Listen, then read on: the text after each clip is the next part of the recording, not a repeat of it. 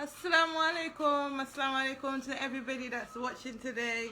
Mangenu kuneka sisa turaksa santa. Di doli tamidi new kilifai, sutu kilifa dinai. The new everybody that's tuned in right now. Saying a huge, a big hello. The Latinda, you guys are having a good week. Let me turn this down. Just checking if you guys have a good week, to know if you if you're feeling a bit down. It's time to lift your spirits up. It's time to, it's time to get into it. Like, there's no need. There's nothing in life deserves to be, overthought. We're all in situations, but having a neighborhood new. We're also all in, positions and new lifestyles, you have the new, but we all have our personal battles, and it's important that we all respect each other's space, but at the same time it's important that we all try and improve our relationships. Maybe by improving our relationships we can probably find peace in our atmosphere. So yeah, today is Wednesday. I was supposed to be here yesterday, but unfortunately I could not. I was bereaved, and yeah, I was just not feeling coming on, to be honest. It was a very sad day for me, but I'm here today, and I'm just going to pick up from where I left off from yesterday, which is the show I was supposed to do. Yeah, Tay Mom.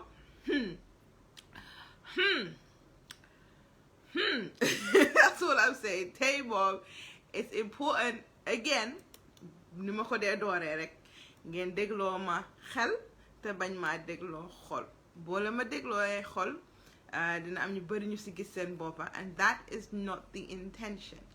My intention is not to disrespect anyone. My intention is not to I'm not trying to be disrespectful. I'm not trying to be on anybody's wrong side. I just feel like we just need to talk, my people. It's just that we need to walk down, and sometimes, yeah, maybe I can be a bit judgmental. However, I'm just speaking my truth, and don't think at night that I don't sleep. I sleep because I feel like, yeah, at least, and that's the whole reason why we need to talk amongst ourselves, and we need to try. And hi, my lovely, it's important that we try and you different between the kente. So tay nak mom, Fatou Chamba gis nala, nuyu nala lu bare. Thank you for your support. But yeah, tay dama romba topic yu bari, ma foog ne we need to discuss this. Maandu aka jafe. Maandu to a point where doo tal problème kenn gannaaw sa boss, parce que yaakaar naa ne ñun as Gambians, we are naturally nosy.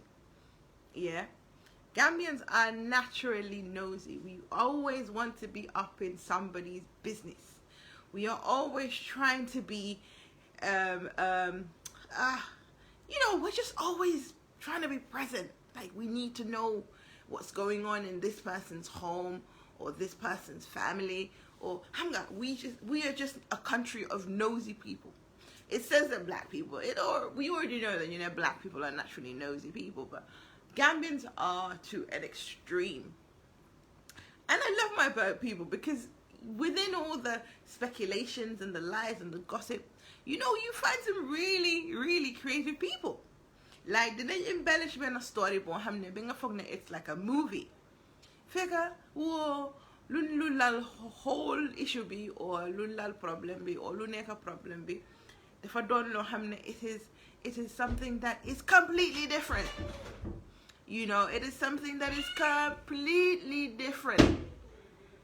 And it's important that we try and figure out a way boo xam ne It's a conversation, and if the people see themselves in it, they should just take it to the... Okay, yeah. Thank you, Father Jambai. That's the whole point. I am trying to create an atmosphere, Mohamne. We have an honest space. So feel free putting a comment, Suron. When I mean Suron. And also, you know, if you want to join the show, please let me know. There's a request how you join the show. I'm still learning. I'm not a professional, but I'm still learning, right?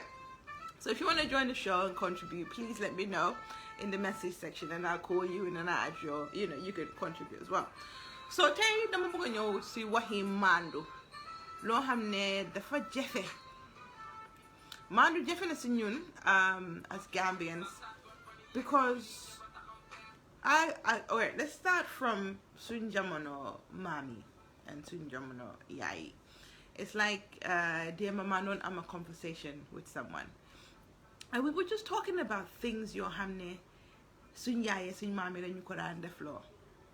In terms of example, su nit ñëwaan si seet si leen, or nit ñëwaan si kër gi mag dina la laaj hey diw sàngam lan la soloon, you know, things like that. So dof loo be comment kooku lum sol, obviously yaa ngi bàyyi xel kooku, you know, ni mel yaa ngi bàyyi kooku ni lifin. So all these things yoo xam ne dañ ko dee wane ne okay ne bidaa la. Some of these things are actually just preventions. They're just guidelines. And ñun benn bi loo xam ne dañ ko faate mooy to mind our own business. Maandu si sa soxla, you know.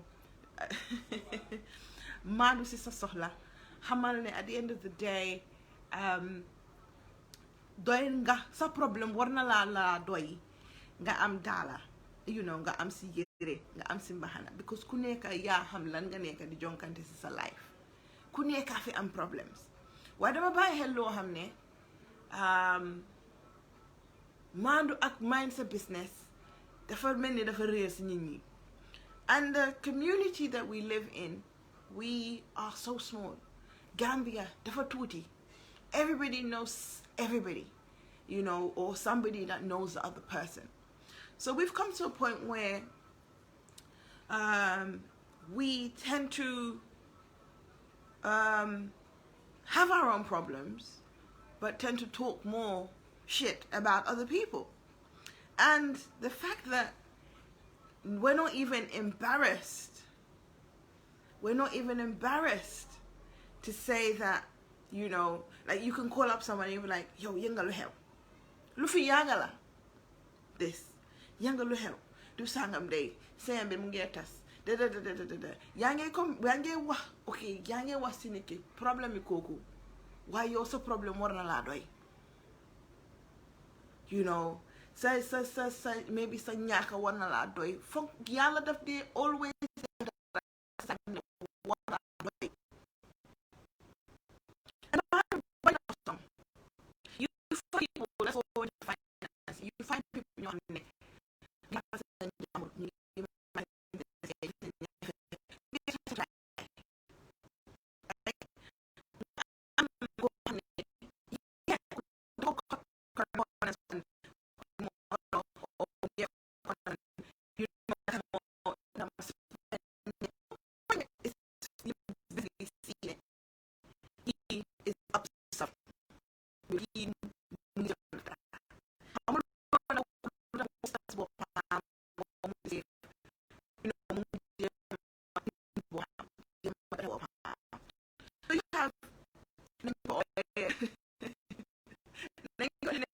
you have someone like Father will come and be like, oh,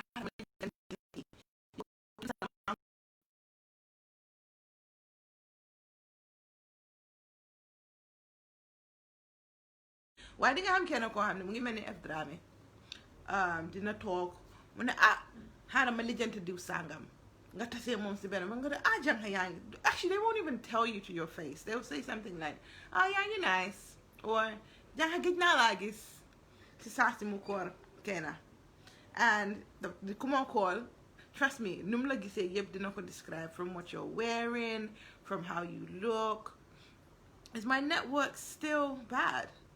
Please double tap. If my network is still bad, please let me know, because I don't know. For me, this is still working okay. Let me see. It should be working now. It should be working now. So as I was saying, so instead of munarit lo hamne nitki non la mel. Oh, okay, so okay now. Perfect. Great. Thank you. So instead of Coco focus on something else, the person did not ko jaram, I'm credit, I'm time, I'm effort, I'm jotam. Pull them call, pull explain al kenen nim ko gisee. Ko ma ko gis mu ngi lapa. Ma ko gis mu ngi news fekkone ni kuy hensal la na bayina diw sa. Mu na okay, ma ko gis mu ngi def ni, mu ngi def naka, mu ngi mel anga mu ngi mel yow lajulo koku lan moy problème bi. You haven't asked the person if this is if the person is going, is the person okay? Sometimes a simple question of, are you okay, goes a very long way. So you're lajulo kokololo, but instead, you have got the jot and the time and the credit and the effort to call someone else just to discuss that person. So adina di doh, ñu tora ñu dégane hejna konon jow barki dembo njaay hejna koku amna business ci bopam, let's say start na ben shop, and mu jaaxal efdame naka la ki demee ba fexe ba am loolu. So it's not the right way to judge a person on appearance, and ñun as Gambians duñ dee bàyyi suñ xel si loolu. We are constantly observing what suñ keneen di sol, lu keneen di def, naka la moo waxee si internet bi, yàlla bum nataalu nag def ko Facebook wala def ko social media, si saasi they have something to say. You don't know a person's journey. You don't know a person's life unless the person tells you. Why ñun as a community, we always feel like we need to know. And to be honest, it is nobody's business what goes on in your life. It's also none of your business what other people think of you. You know, this is why it's important for Maandu saboba. Know who you're talking to. Know what your plans are and not discuss it. You know, we have people in your hamna dinga dembe saharwa edo musataka, because sometimes lower danger as your sa secret or as your sa as your lo hamne moy sa sutura yanko uni, and people are constantly doing that and depriving themselves of the goal they want to reach. You celebrate. There's a habit of Gambians. I mean, we all do it. Kuneka dinga wara def something lo hamne bugang ko celebrate. You know, sisasi, you want to celebrate that. But sometimes as Gambians, we celebrate too soon. Mota, you see a company go, a business introduced, balanga ham business be down on her. Not because sometimes of clientele, not because of the support you're getting from people. Sometimes you know they chat to boba. I'm a Gambian. I believe in things like chat. I'm a Muslim. It's in the Quran. I believe in nyakawah. Nit everything, because hamulo the evil eye wala gemini nit najik na lumadef.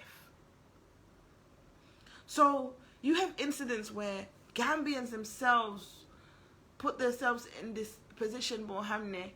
You're in constant competition with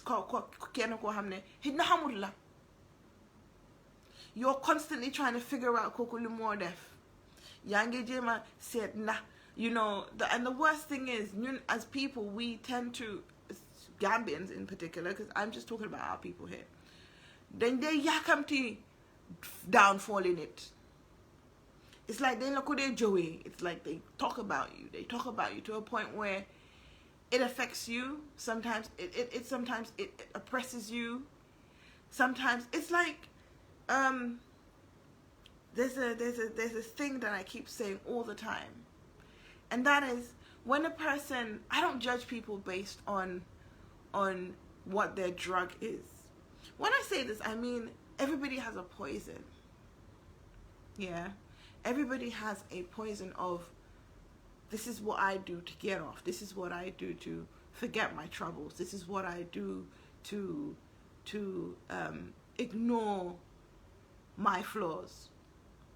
And sometimes you find people in your hamne, their drug or their poison is either alcohol, it's either sex, it's either smoking cigarettes, it's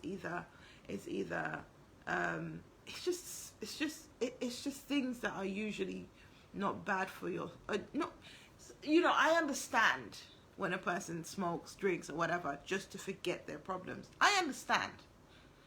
Some of you are watching this and thinking, what are you talking about? I understand when somebody has the feeling to take a sip of alcohol to escape a certain space. But I also understand that there are better ways to deal with issues, like take a walk, drink some water, things like that. But what I have noticed is that people that do most of the gossiping and the yahader and the speculations and accusations and jobuduje are usually people in your hamne that is their poison. It's like a drug. So dunye am jama, so di jonit dunye am jama, so di yahanit dunye am jama. It's like they live on feeding off drama. They live off feeding themselves with just the general attitude of just constantly needing some form of fire or danger or negative vibe around you. And the sad thing is, Maandu society are usually in your hamne. That's like a medicine for them. It is. It's absolutely fatu chap. I absolutely agree. There are many drugs in your I'm not your hamne. I'm not your talk benabis. Te neku incident it. Neku the social canon, and we all know the story or the history of or the you know, chain information. By the time the way it starts and to where it's supposed to end, it becomes changed. It becomes different. It becomes kuneka dina and dinga yoka dara or nyene dina nywanyu dara because hidna jote na man, let me make the story sound a bit worse, or yeah, so story bin maneni la mako he why yaka na nila deme yange change story, but you're changing the narrative. Bohamne, were you there? Were you present? Do you know the facts? We are constantly judging other people and forgetting our own trauma, our own issues. You know when they say karma is karma's a bitch? It is. Because you have people in your hamne, send life dara tarrewlen lu moy neka si dari nit wala de jema ya hanit wala de jema fehe noy inde koku down. God will never bless that person. People that usually sit and have so much to talk about usually have the time.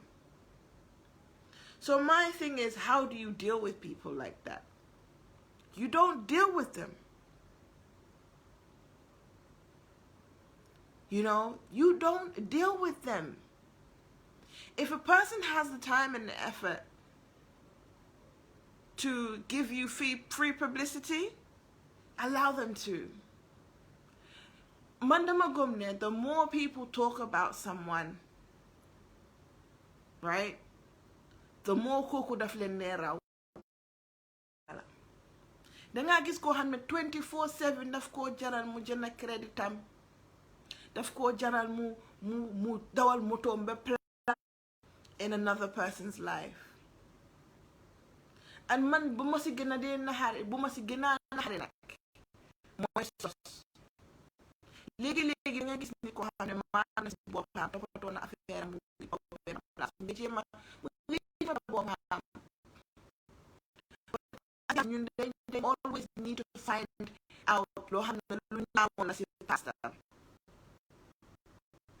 They just find out. So when you know,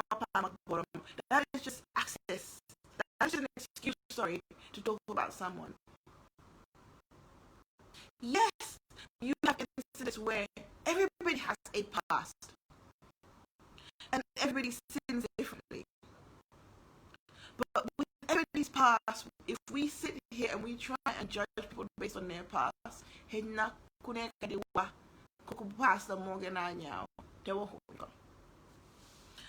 having them adapt to the lives of people. Have you ever seen people like that? Like people that because stereotype or accuse they're just like, you know what, fuck it, the man because my manyaka def ni lañ ma label. And this thing is something is ruining our community. We have a habit of believing everything we hear without seeing it with our own eyes. We have a habit of constantly finding something bad about someone instead of finding something good about someone. People that do the effort to find out negative shit about someone don't take half the energy to figure out something good about someone.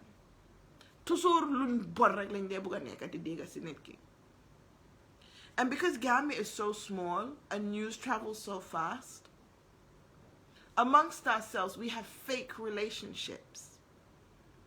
And the reason I'm gonna call out a fake relationship that I constantly see, and that's a relationship between two people that are friends.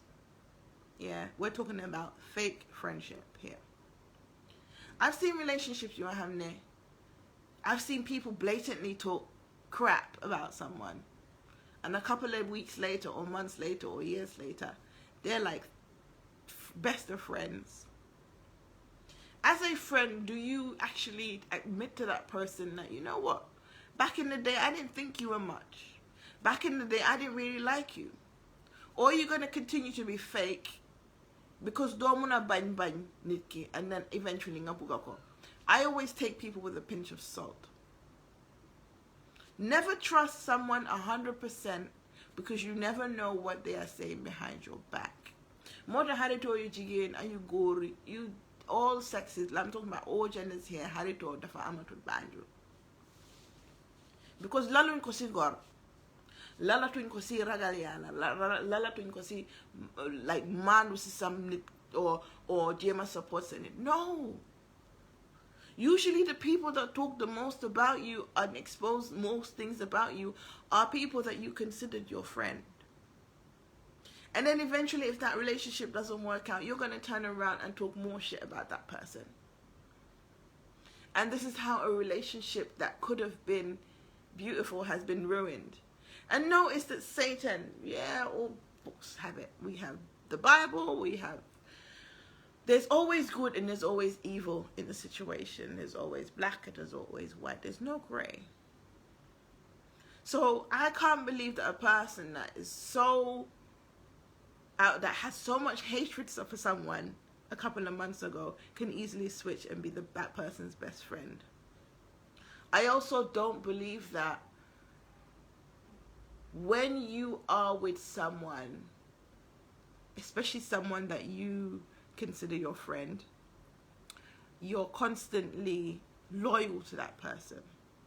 Loyalty hardly exists amongst friendships in Gambia, because every friend has another friend, and that friend has another friend that they talk to, and this is how all your shit gets ended up in not social media, but ends up in the streets.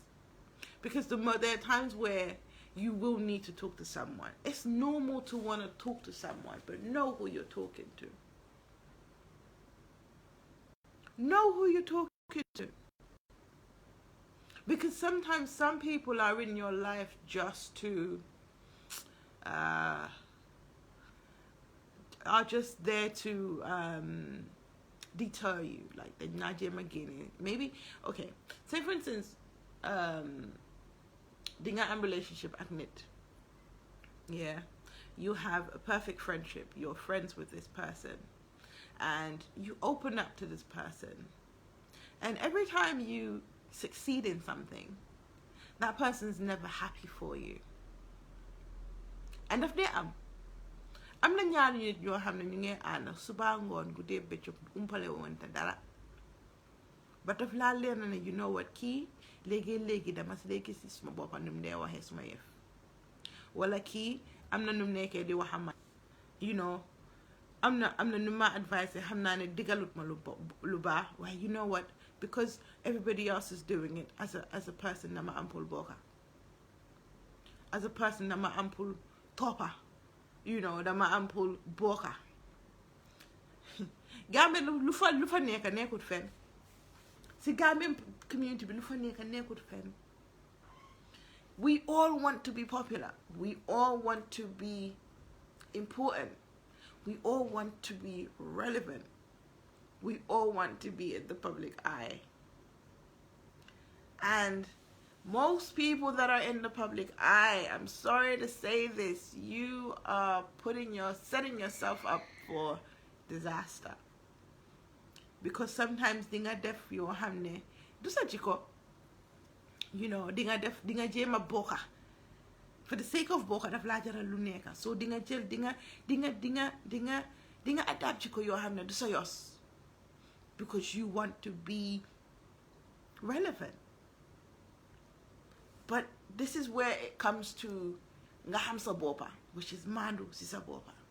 If you know that you're going to hang out with a friend who can splurge, let's say, $5,000 a day or £100 a day.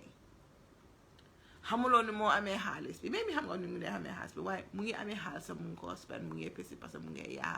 Nga kis ne ki amut focus. Yo nga ham so sola. Hit na yang am sa yai wala sa pa wala sa wajur mungi gami o nga am responsible to you do je. And you're trying to tell me that you are not wise enough to say, you know what, I am going to focus on what is relevant now. I am going to focus on what is relevant now. But because you need to be relevant, you forget about your issues and you start following Kohamne. It leads you to nowhere. I'm not saying don't have any friends, don't keep a circle, but just know who's in your circle. If you need to talk to somebody, ko hamne. Diga. Ki amu joti ken. Suma advisor sa isula jarali sa gadem ha pope wala imam wala someone nga am a religious reference to problems nga am.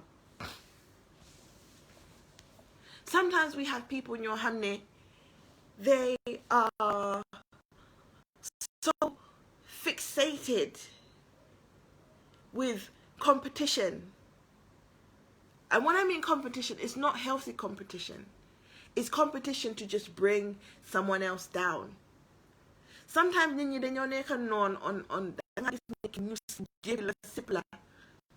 on social media, hamun figure joge, hamun sa askan, hamun sa wakir, hamun tusiyo, but because gisne lang ngamel a certain free or a certain dull or a certain lifestyle, envy nañ la bi nga xamne def nañ la non.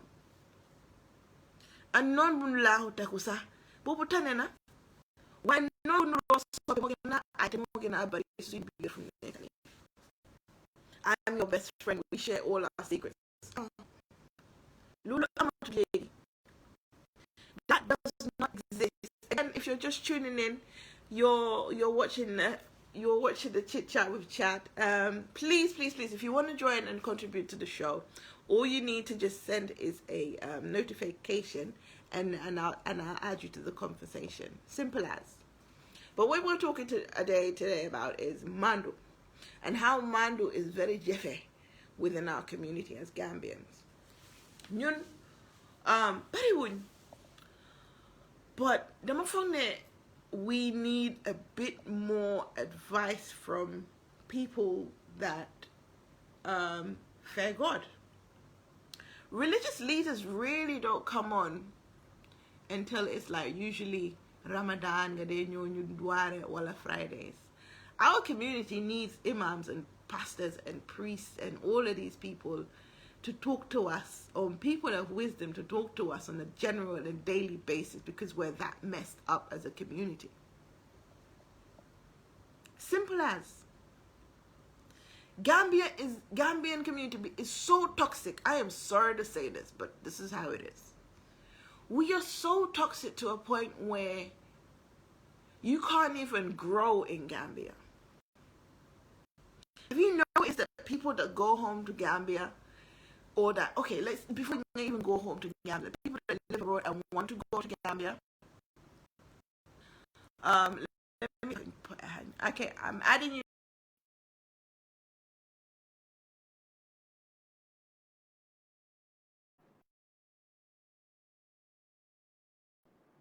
We are so toxic to a point where nothing positive happens within our community. Hello? Hello. Hey! Alaikum Naka nga salam. def? Yow duma la dee buga dog. Thank you for so much for joining. Duma la dee buga dog. No, I dogal ayut. Assalamu alaikum wa rahmatullahi wa barakatuh. Man lii laa dee bëgg waxtaan bi gën a yaatu rek. Yeah, I do enjoy your maa ngi laa nuyu di nuyu sa viewers yi di kontaan lool. I'm still trying to catch up with you over yaagut. Why I have watched I've watched you before and I'm trying to go back on YouTube. Maa ngi try di déglu sa lifin yi sa videos yi. And I like the way that you don't filter yourself, because that's what we need. We need honest conversation. No. And that's including me. Man, dama dee wax ne mboolem koo xam ne is having a conversation on social media. I want people not to only pick li leen ci neex, waaye loo xam ne dinañ ci gis seen boppa, ñu jagalaat seen toogaay, ñu edda seen boppa, because fii àddina la. We learn as we go until the day we die. moo tax ñu ñoo fàttali di ñu waxal di ñu waxal di ñu advice, because ñun yàlla daf ñu binda ba pare binda fàtte si ñun. yàlla daf ñu binda ba pare binda ñu mutuñ. kon am na loo xam ne conversation yoo xam ne is very important ci suñ community. te man the first day you realize the first day I discovered you.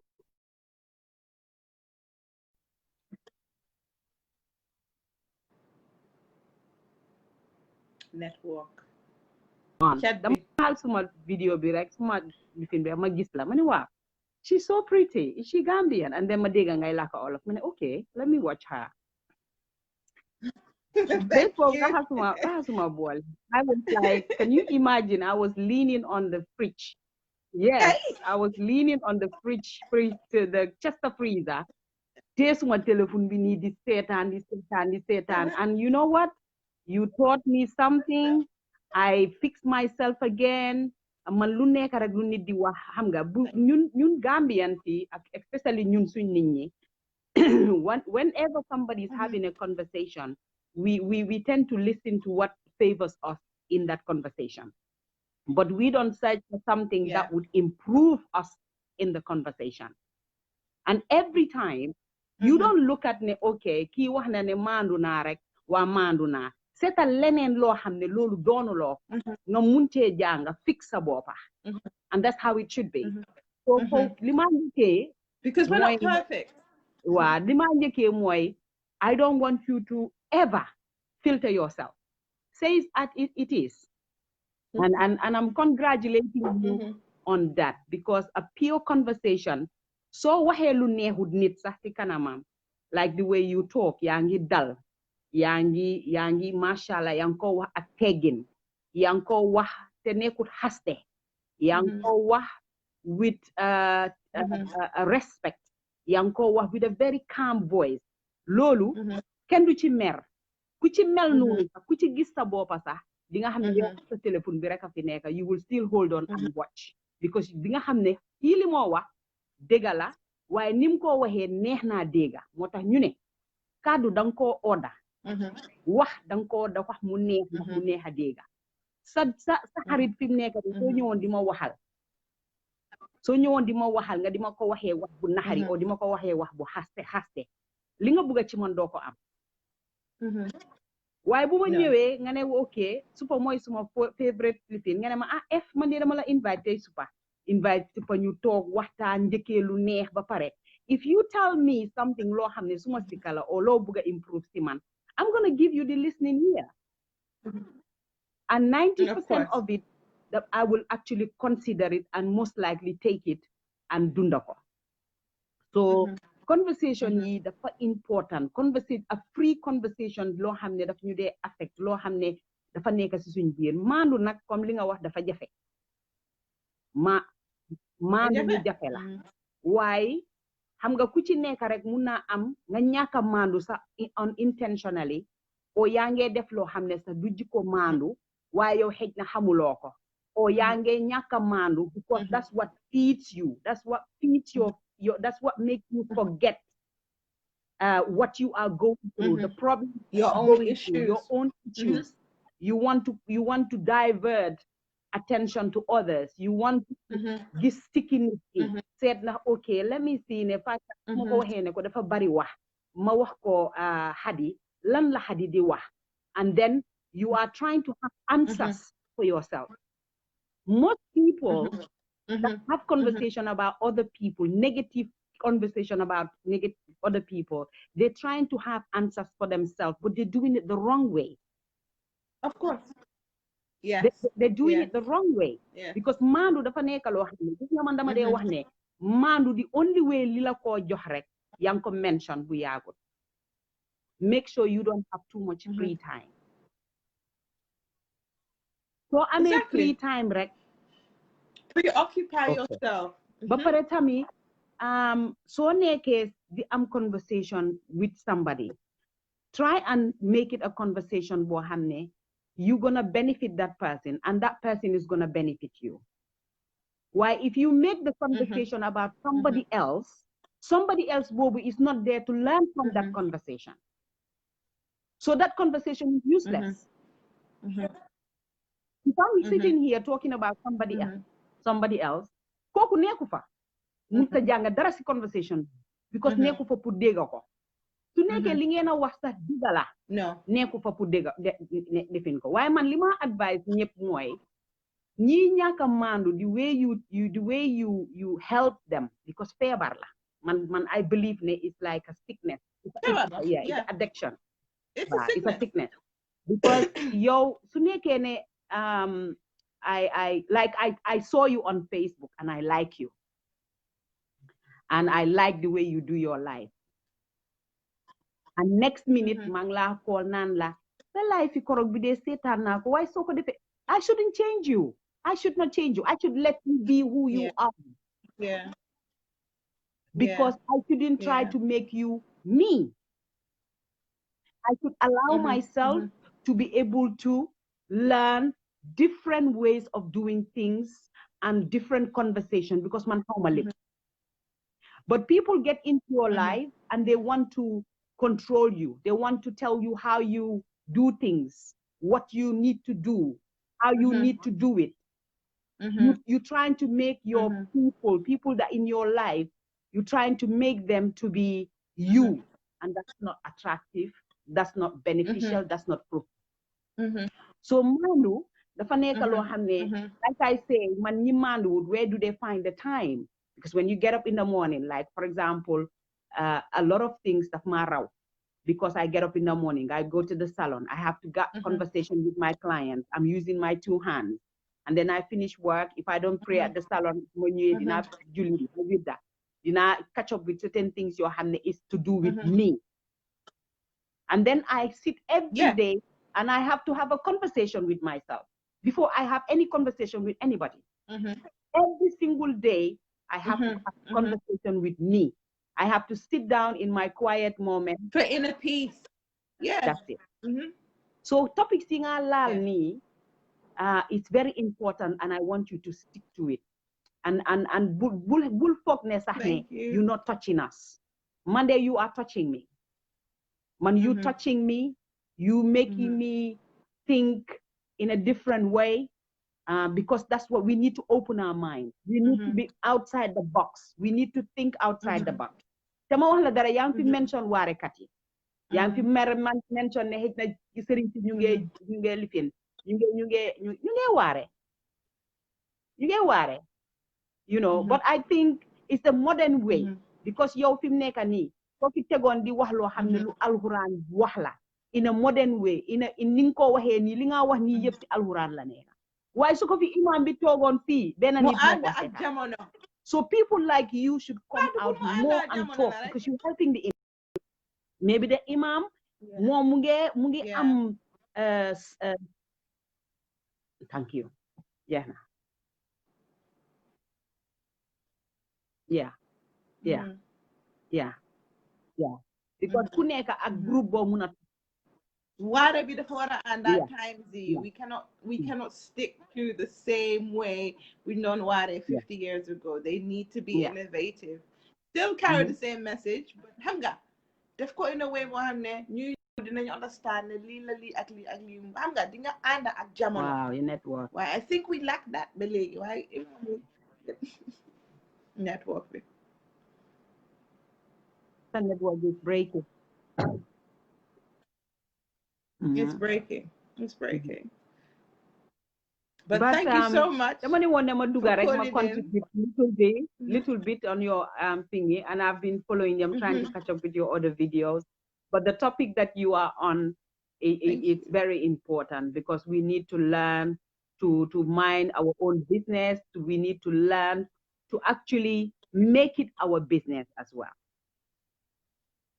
Maandu dafa nekk loo xam ne just because minding your business, if I see something that's loolu xam ne daf laa lor, I could reach out to you. Loolu, we make it our business. Loolu tam ci maandu la nekk because at the end of the day you support me. And it's so important, like even a question.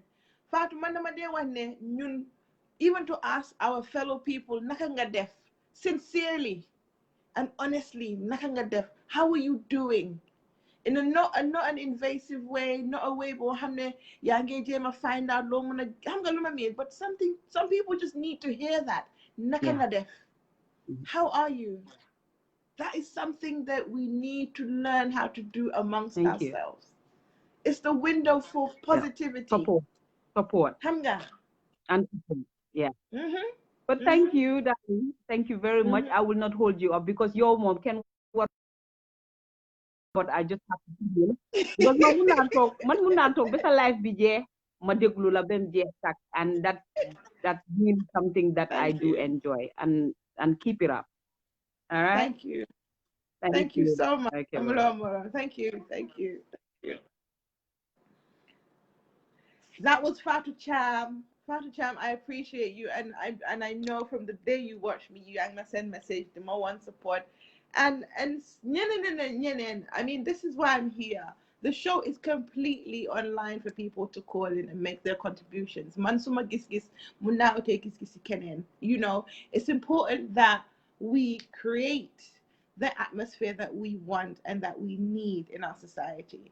It's important that we invest positivity and we try and nurture our relationships, not by bringing each other down, not by isolating ourselves. Sometimes we just need a shoulder, an open door for people to know that, that you're not alone, that you're not encountering things alone.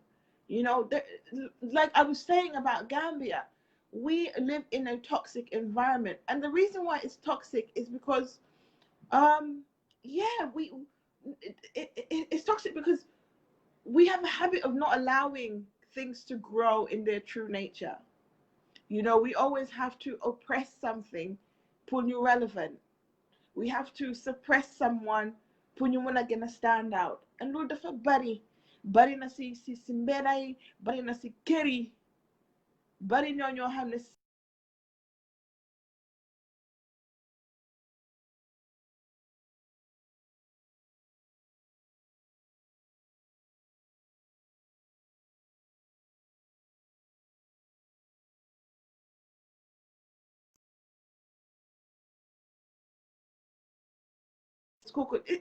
this is things like favoritism.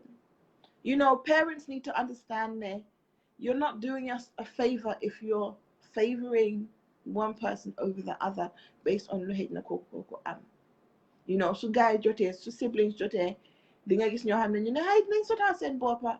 No, this is something that is something that the parent actively or somebody actively needs to get involved. You know, instead of ñu yaxante, relationships yi dañ leen war a defaraat. And we just need to be more loving and more supportive than more judgment than and less judgmental and less negative. You know, di nga gis Gambia danga am loo xam ne okay, we'll talk about this, and I don't like talking about this because I don't want to see my country in a bad light. But Gambia is a place where the so faneke, you feel so boxed in. The community is so it's so hard for you to break out of your own shell. Have you noticed that as Gambian you need to leave your own country to appear and to be more successful sometimes? You know, there's this thing that people talk about, and it's true. People don't respect people that all right, you get less recognition when you make it in Gambia, but you get more applause and things like that when you're outside. Because Gambian nature be more lolu. They don't know how to just support. They don't know how to just say, you know what, kide, I'm on the pass. You know what, I'm gonna shut about now. No, I feel lolu, and let me focus on the person that the person is now. You don't know what that person, if the person went through therapy. You don't know if the person had issues when they were doing what they were doing, maybe. You don't know if when the person was probably smoking or drinking or taking drugs, or maybe sometimes you have cases of anxiety attacks. You have people that go through depression. Hamulo and Koku num don them through, but want to deal with issues at that moment in time, in the past. So the way the person is now and is trying to do better, instead of pushing that person, Koku muna move forward in life. Yange fatili Koku or yange fatili kunyingilo have ne passe one years and years ago. These are all things people need to stop doing. You know, I'm not your hamne buga na your bah legi. Kune kafe am pass. You're embarrassed to talk about it. You're embarrassed of it still. So instead of just dealing with people on a day-to-day basis, danga isolate sa bopa. You know, hay do sangam hamud bopam, or do sangam na ferreo, or do sangam do itewut. Fek hamulo koku lan la dem through ak ay nit before. Hamulo koku lifestyle am lan la dem through, ban nahar la amon, ban family issue la amon, hamulo koku ban marital issue la amon, be wara tasseyam bi nañ bay ni ñi ñoo ñi nekk di wax ci sey jamburi. If you don't know, if you are not going to bed with the people that you're talking about, and if you're not sleeping with them literally in their matrimonial home, it is none of your bloody business. I feel like sometimes we just need to just step back and reevaluate what we're doing and our existence. I love my people, but we are so toxic. Okay, let's just say you're friends. You're friends for a particular period of time. Maybe they're friends for 10 years.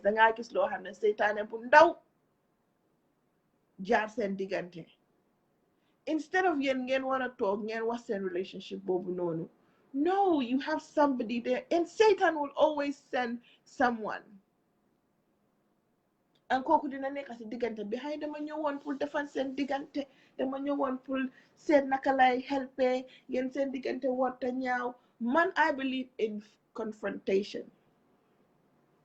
When nit suma tooñee xëy na suma family sax xamee nañ ma lii, the first thing I do is boole. Dama dee boole. And the reason I boole is because I know the way I am. I know the way that I am when I speak. I know the type of person I am when I am upset. So I will tell someone that Lee Lamadef, please talk to them. I find someone I trust to intervene. But I will confront someone. This is why people think I talk aggressively or maybe I'm too direct. But I am very confrontational. And so much saying it leggy me. I want the person to understand that this is the problem that we have. Let's sort this out now. We don't need a third party. The person I told was just Bumaut said it. But at the end of the day, I feel like this is what you did to me and I didn't like it. And if the person persists, trust me, that person does not belong in your space, doesn't belong in your circle. Right now, we are living in a time where things are very unsure. We don't even know where we're going. So instead of focusing your energy on other people, focus it on yourself. Figure out ways where you can better your character, better your life, better your health.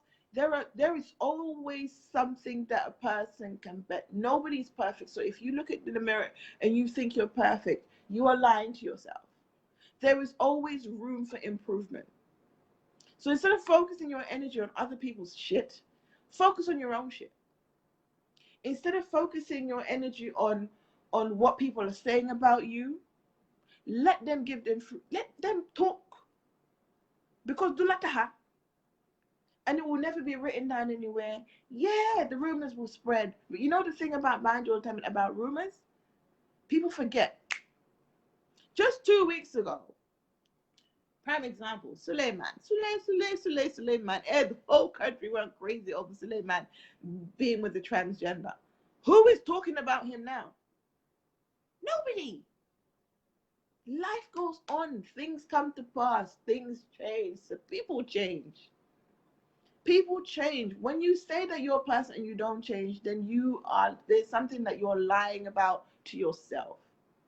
A person will learn something new as you come out of your comfort zone, as you interact more with people, as you just move forward, as you progress. It is normal for you to change. The things I do today, 10 years ago, I was doing some other thing. I won't say I was enjoying life more, but I was carefree. I didn't have a son, I didn't have a husband, I didn't have any of this. My focus was, you know what? My mom, how to enjoy my life. I wanted to go on holiday and all of those things. Like, I just wanted to enjoy, splurge, work hard, and that's it. I enjoyed my life. But I want to say that today I am a different person. For me to even start this YouTube channel, I had to leave Gambia.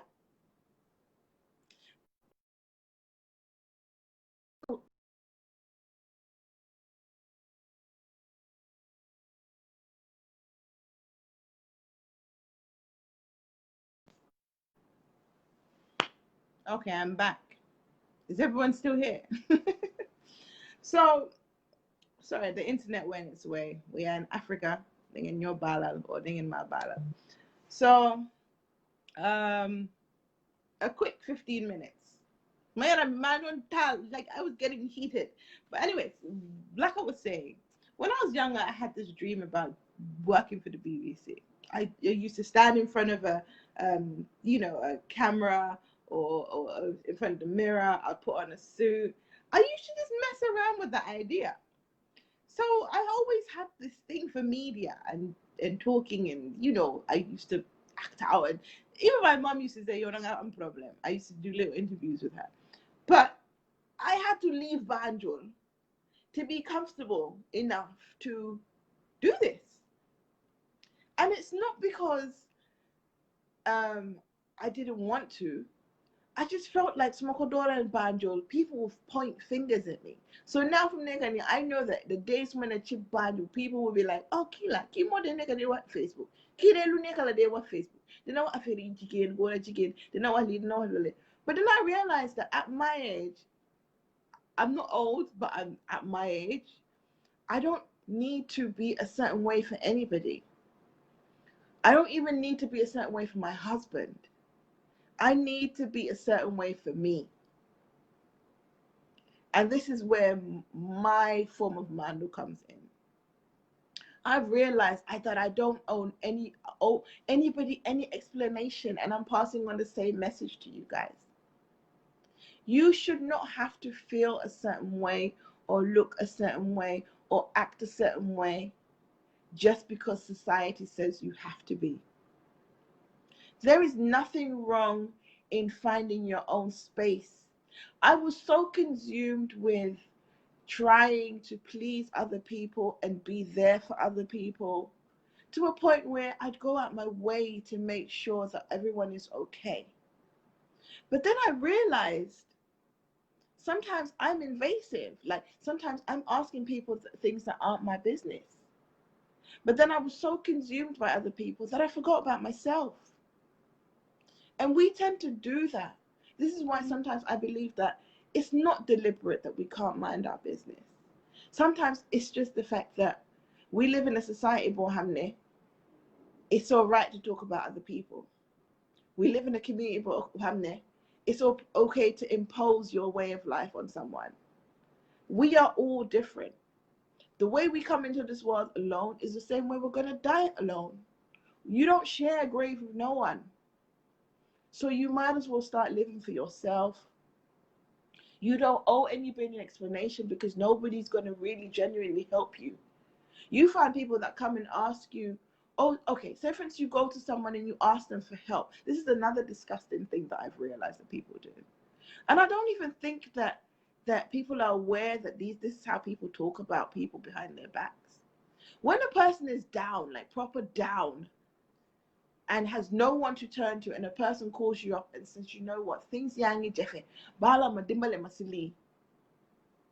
Instead of helping that person, usually we give the person fake hope, like say, oh yeah, call ma, like, let's say body 12. Niki call, and you never answer the phone. You deliberately look at the person, and y'all before you talk, and you'll be in a position to say, you know what, I wanna do sangam. Mama call ni, mama abahalis. Yo hamulon lan, okay, yo kooku mu ngi amoon kersa pour ñëw si yow. Mu ngi nekk si dundu bu metti. Mu ngi am gàcce pour ñëw si yow. Mu ngi am kersa pour ñëw si yow. So even soo ko dimbalee sax at the end of the day, the fact ne jox nga ko, am na rus boobu noonu, there's always going to be that bët bu mu laa xoolee ne, or yaa ngi feel like kii mu ngi maa xoolee ne ma once upon a time dimbale naa la. And with Gambians and the society that we live in, coffee gis mu dimbale na. Xamal ne 60% if not more of the time mu ngi nekk si sa der to explain lum la dimbale woon. Or mu ngi laa xoolee bëti ne, you owe me something now. And even if you do pay the person back, gàcce boobu noonu mu ngi sa diggante moom. We need to start helping one another selflessly. We need to start being there for each other without expecting things in return. We are constantly expecting people to constantly always be loyal to them, sorry. Because they're not loyal to you. So why should you live that life? Things are very unsure at the moment. We've got COVID, we've got wars, we don't even know what direction we're going in. But whatever direction you decide to go in, just make sure it's a journey, Bohamne. It's for you and your loved ones. I'm saying your husband, your child, your whatever. We need to just do that for ourselves, because the more we focus on ourselves, I think the more we get things done. Stop thinking about what everybody else thinks of you. Stop worrying about that. It's none of your business. But one thing that you need to do is always make sure when you go to bed at night, you haven't pissed off anyone, you haven't spoken ill of anyone. You can literally, and that is very hard to find. That you're not bringing anyone down. Gambian community, we need to work on our relationships. Start with self-love. You can't love anybody else if you don't love yourself. You can't. The art of minding your business is to restore certain things that are missing from your life. When they spoke about social distancing in Gambia, right? Not in Gambia, in about COVID. When they spoke about social distancing, I was just like, shit, a lot of people are going to have problems with this. You, from the point where you have automatically people were forming friendships online. Am I the only one that noticed this? You know, you're randomly playing games with someone online, and then it leads to a hello, a hi. I'm not talking about anything sexual or love or anything like that. We have forged so many relationships. Like, I'm saying forged because some of them you haven't even met before. Relationship with people online, because we are so afraid to be by ourselves. There are people that are uncomfortable within their own space to sit by themselves. It is like we always need to, it's like all those makeup challenges. What the hell was that? Where are you going? We spent hours and hours doing these stupid challenges. Nobody's doing them anymore. You know why? Because life has to continue. This is what we mean by life evolving. People evolve, people change. You adapt to your new different. And that's what it is. Right now, we don't know where we're going. Forget about making plans. Live every day just to figure out. This is why I spoke about the BBC and how I wanted to do this, and it took me so much time to come out of Gambia and do this. Because to me, I couldn't do that in Gambia. I could not. I couldn't bring myself to do this because I was so focused on things that really did not even matter. So when you find the relationships that we find with ourselves now, we have to spend more time with our thoughts. We have to spend so much time with ourselves. And the worst thing to do is talk to yourself. Every day, if you look in the mirror and you start talking to yourself, it's not that you're crazy. It's that you're trying to find yourself. And sometimes it's important to make sure that within your own space and in your mind that you're okay. And if you're not, there's no problem in reaching out to someone and saying, you know what, I need to break down and I need to cry and I think that you're the person that I need to talk to. It's important. We need to stop being so fake. You know, the worst type of fake is the fake lifestyle. You live a lie to a point where your lies become your truth. And that's what we live now. There are so many things that people need to talk about and people need to live and people need to do. Spiritually, emotionally, physically, all of that needs to be done. But we cannot build our communities. We cannot build our relationships. We cannot build anything really positive in Gambia unless we change the way and change the way we are. Change our approach to people. Stop looking at stop looking at everyone and thinking you're better than them, or it's just little things. Sometimes danga talk nga gis nit ko xamne leer na la ki mu ngi dem through hell, you know, and hell bobu nonu moy ne xejna the only thing the person can go to is marijuana. Nga gis ko mu jëna tay talk di pon di li.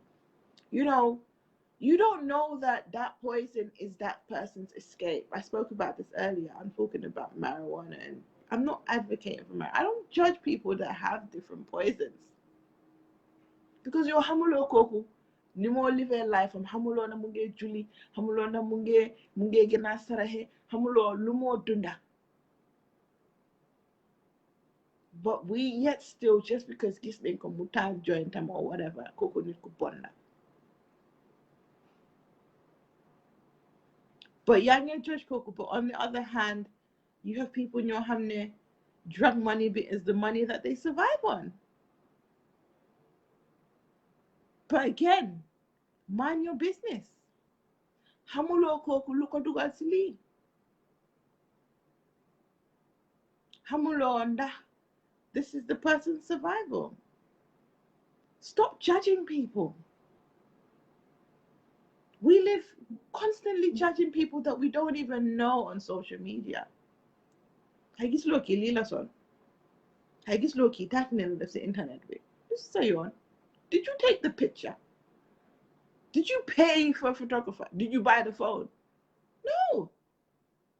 So who gave you the... It's like when people complain about, let's just talk about politics and how they can be demoed. We can constantly say this. And we say this all the time. But if you're not doing anything for Gambia, you're not in a position to talk about it, to talk about the country. If you're on social media, they complain, Gambia, what are you doing to change the status of your country? This is why I said our country, the issues are the people. We need to fix ourselves. We need to learn how to be more self-confident. We need to love ourselves. We need to start dealing with our shit, fix ourselves, and start preparing for something. You need to stand for something that you believe in. When you, I guess, relationships, it's so easy to destroy because relationship bilalo digga. And this is where lies come in. We constantly lie about each other. It's an ultimate sin in the Quran and in the Bible. But we are always lying about each other's people. Like, it's so easy to lie about someone.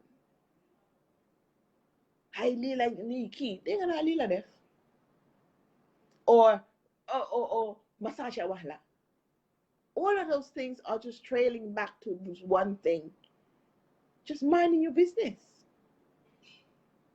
Focusing on your own. Self-growth. That's the only advice I can give today. I think I've been talking for too long now.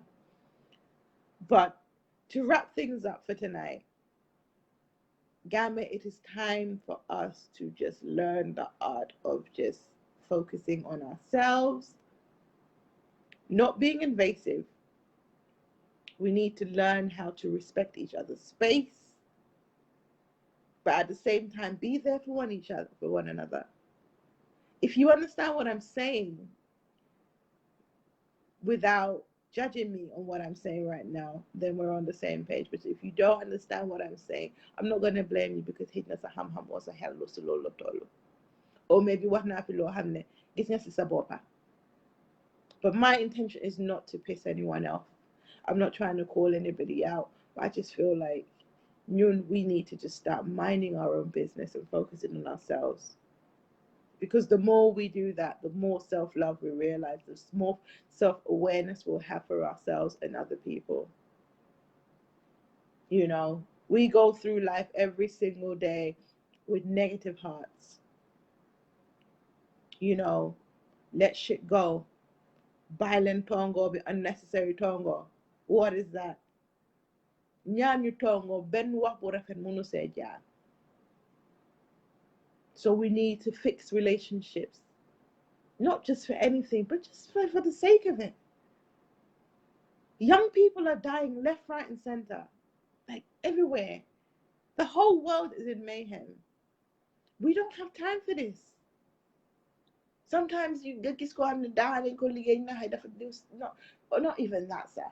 Sometimes they then it from job, not because of accusation or anything like that. But sometimes nit kisibopa more they quit job.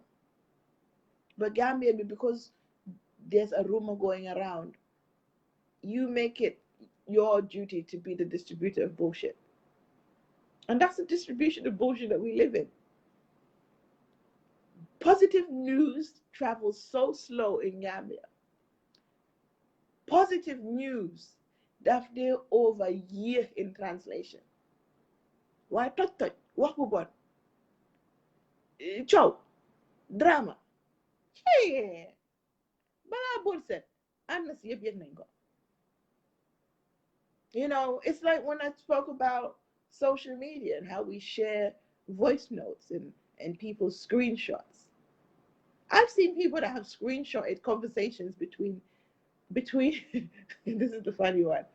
A man will screenshot a conversation between him and his wife, or a woman will screenshot a conversation between her and her husband. Send it to someone and say, Sawa yidi la bawa. Lolu sa seyla, sa sekerela, sa suturala. And you don't know where that's going to end up. This is why the news are traveling like crazy. Because kufi def tati nen nga natalu. You have the power to say, you know what, that time accident, but don't send that again. Don't even request for it. There's this habit of that I get at I can go send my pomagis. Lusayon. Aura jamu lusayon. Cherry jamu lusayon. Why do we feel the need to even share these things?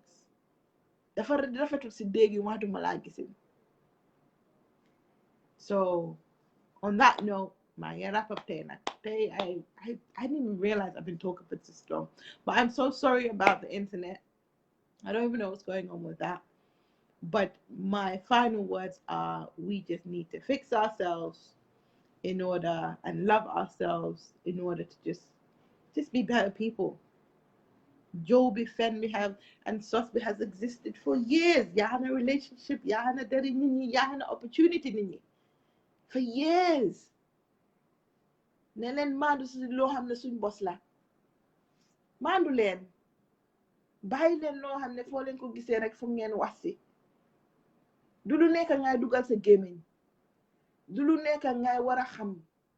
Du lu nekk ngay war a lijjante. Sa yoon nekku ci. Because at the end of the day, doo si jëlee dara lu boy baakaar ak waste of time. If you feel like you need to talk to you feel like you need to let shit off your chest, nga nekk julit dama nga julli sa ñaari raaka nga ñaan yàlla mu soppi la. You know, if you're Christian, pick up the Bible, go and read, take a chapter, take a verse. If you feel like you are your own space, figure out something you need to do, but you don't need to be the distributor of bullshit. That should be the last resort of any single person in our country now, or from our country now. Gambia, let's do better. And you are watching the Chit Chat with Chat, and I'll be back on Saturday, inshallah. And yeah, I'll be talking about allowing children to soar. It's high time that we allow our children to experiment, venture into new careers and things like that. It's